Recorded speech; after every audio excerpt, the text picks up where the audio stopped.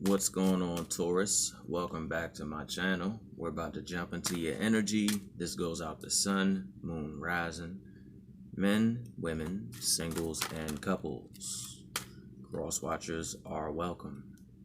Bit of Venus, bit of Jupiter, and some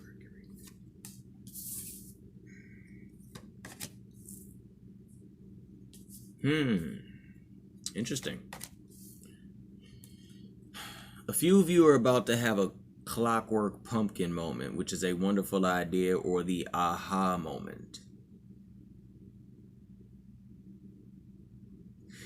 What I don't want you to lose sight of is that it is a blessing, a big one.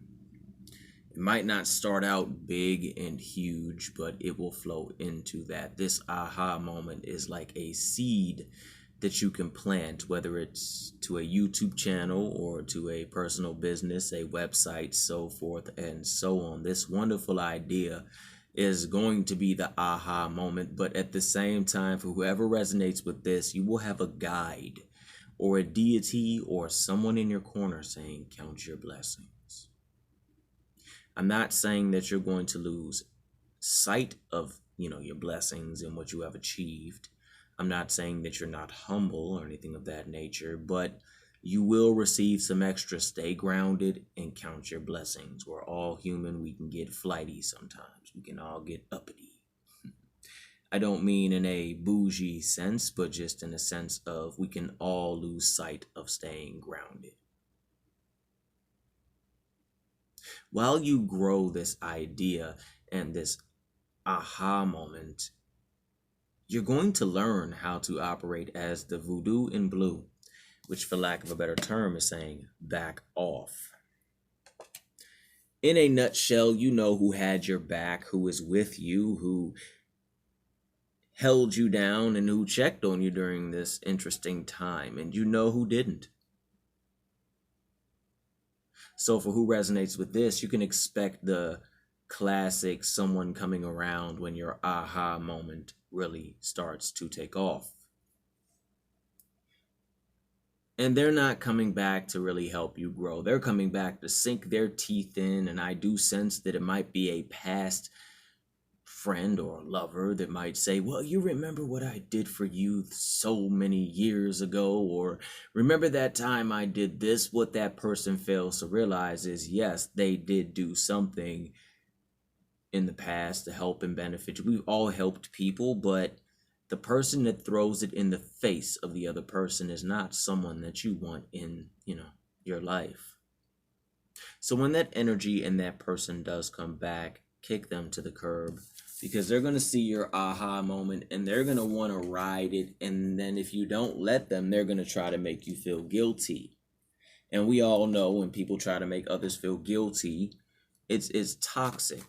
It's very toxic, especially when, especially when you have new things on the horizon and they know it and they, want to come in and say, well, I did this. That's holding something over your head. So I just had to get that out. New love is on the horizon also, and it makes sense due to everything that's starting to get back to normal, but also you can expect some death energy and or a Scorpio coming into your life.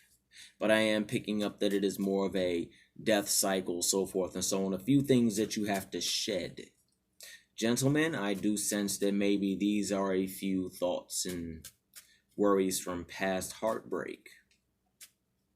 Ladies, I sense that for those who resonate with this, it might just be shedding the wall of learning how to lower your guard again and to letting someone in.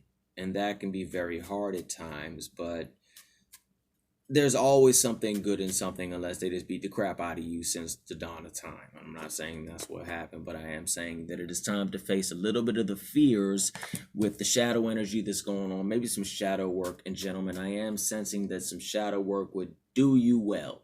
What I just saw, for lack of a better term, was a piece of your divine feminine inside you. We all have a masculine, we all have a feminine. Okay, I picked up that piece of divine feminine within inside of you that is kind of, for lack of a better term, locked up and put away in the corner because that aspect of you has been hurt.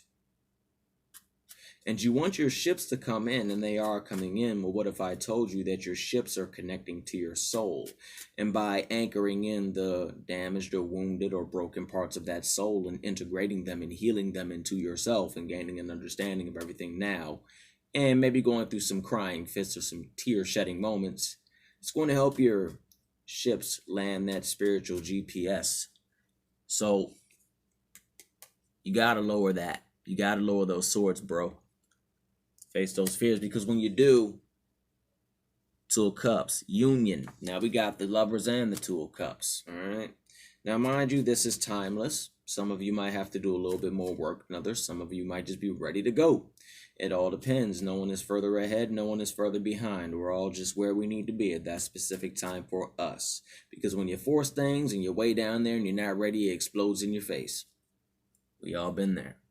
But there is some shadow work, gentlemen, that I do think you might want to work on. For those that are connected to and or feeling a scorpionic energy around you, it might be you, it could be somebody, so forth and so on. But when they come in, they're gonna rock your world with some information, and it's gonna cause a tower moment, but it's not gonna be them ruining your life. This information in this tower moment is gonna set you right on these three: the Fool,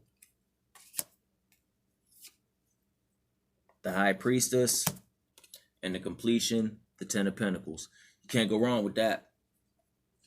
This person might be slightly blunt, but this person knows what you need to hear in order to get into that High Priestess energy, which is the knowledgeable one, ladies, the Divine Feminine, the Witch, the Ceremonial Magician, the Priestess, the Reader, the Healer, the Spell Weaver, you know, so forth and so on. Gentlemen, the understanding of the Divine Feminine within self, working with the shadows as well as the light, you know, the Male Magician, the Male Witch, the Wizard, so forth and so on, the Druid, the Priest, the Spell Weaver.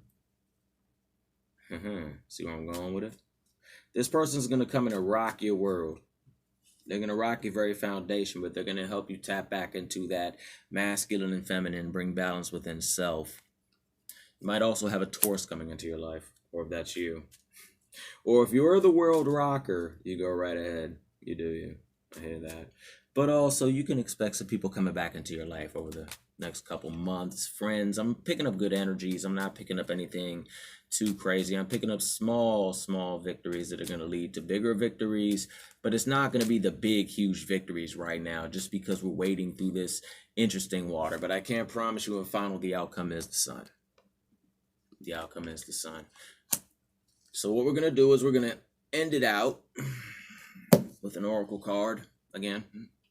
And then we're going to see what that has to go with. All right. Hopefully this reading resonated with you in some way, shape, manner, or form. If so, please like, share, and subscribe to book a personal reading. You can find all that good stuff down below. And if you felt led in the spirit, tips and donations are greatly appreciated. Okay. 9.